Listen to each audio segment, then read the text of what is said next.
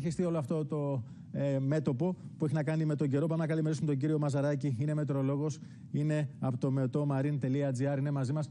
Καλημέρα, καλή εβδομάδα. Καλή εβδομάδα, κύριε Σιαδήμα. Όπως έτσι πολύ παραστατικά είδαμε τις όμορφες εικόνες από όλη την Ελλάδα, θα παρατηρήσατε ότι υπάρχει μια διαφορά μεταξύ βορρά και νότου. Δηλαδή, αυτή τη στιγμή που μιλάμε, όντως στην Βόρεια Ελλάδα, στη Δυτική Μακεδονία, την Ήπειρο, επικρατούν ιδιαίτερα χαμηλές θερμοκρασίες, αρνητικές, μάλιστα σε πόλεις και κομμοπόλεις αλλά και χωριά της Δυτικής Μακεδονίας. Σήμερα θα έχουμε ολικό παγετό, που σημαίνει ότι η θερμοκρασία δεν θα ανέβει καθόλου πάνω από το 0 για όλο το 24ωρο. Ενώ παράλληλα στην νοσιωτική Ελλάδα, στις Κυκλάδες, στις Ποράδες, στην Κρήτη, την Εύβοια, μέρος της Πελοποννήσου, κυρίως στην κεντρική Πελοπόννησο, Δημητσάνα, δηλαδή εκεί στην Αρκαδία, ορεινή Ηλία, ορεινή Αχαΐα, ορεινή Κορινθία, έχουμε αυτή τη στιγμή κάποιες νεφώσεις. Είχαμε το πρωί χιονοπτώσεις, αλλά σε αυτές τις περιοχές της Πελοποννήσου που προανέφερα, καθώς θα περνάει η ώρα, ο καιρός σταδιακά θα αρχίσει να ανοίγει και ο ήλιος πλέον θα επικρατεί. Και περισσότερο. Όσον αφορά το λεκανοπέδιο.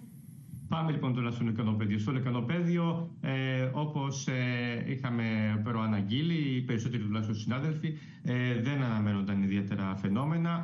Από εδώ και πέρα λοιπόν ο καιρός θα παραμείνει σχεδόν έτσι, ίσως να κλείσει έτσι για λίγο, ενώ με συννεφιά προς το μεσημεράκι, χωρίς όμως κάτι το ιδιαίτερο. Ασθενείς χιονοπτώσεις, θα λέγαμε, στην Πάρνηθα και μόνο. Δεν δηλαδή αναμένουμε κάτι το, ξαναλέω, το ιδιαίτερο.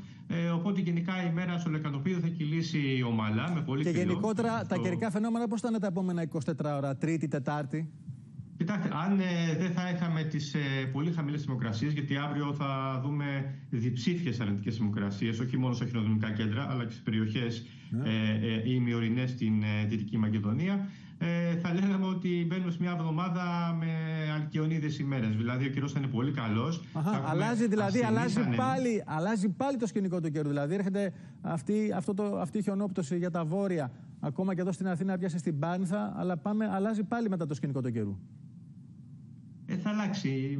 Ουσιαστικά Τρίτη, Τετάρτη, Πέμπτη θα έχουμε πολύ καλές ημέρες, όπως είπα, με άνοδο θερμοκρασίας. Μάλιστα την Τετάρτη οι μέγιστες θα φτάσουν στους 13 με 17 βαθμούς από βορρά προς νότο. Από την Παρασκευή και μετά φαίνεται να αλλάζει και πάλι το σκηνικό του καιρού, κυρίως από την ερχόμενη Κυριακή. Βέβαια είναι νωρίς ακόμα, δεν μπορούμε να πούμε. Πάλι δηλαδή χαμηλές θερμοκρασίες από Κυριακή. Χαμηλές θερμοκρασίες, όχι τόσο χαμηλές θερμοκρασίες με αυτές που έχουμε τώρα, αλλά φαίνεται να μπαίνει ένα ισχυρό βόρειο ρεύμα στο Αιγαίο. Άρα δηλαδή από ό,τι καταλαβαίνω από αύριο ουσιαστικά το μεσημέρι, το απόγευμα, αλλάζει πάλι ο καιρός, πιο ψηλές θερμοκρασίες, ώστε την Παρασκευή, Σάββατο και μετά και από την Κυριακή μετά πάλι αλλάζει εκ νέου, όχι όμως τόσο χαμηλές θερμοκρασίες. Μάλιστα, βέβαια είμαστε και στο χειμώνα, είμαστε στα μέσα Ιανουαρίου ήδη. Ακριβώς. Μάλιστα. Αυτό ακριβώς. Λοιπόν, θέλω να σας ευχαριστήσω, κύριε Μαζαράκη. Καλή εβδομάδα. Να είστε καλά. Να είστε καλά. Καλημέρα. Λοιπόν, έρχεται εδώ στο στούντιο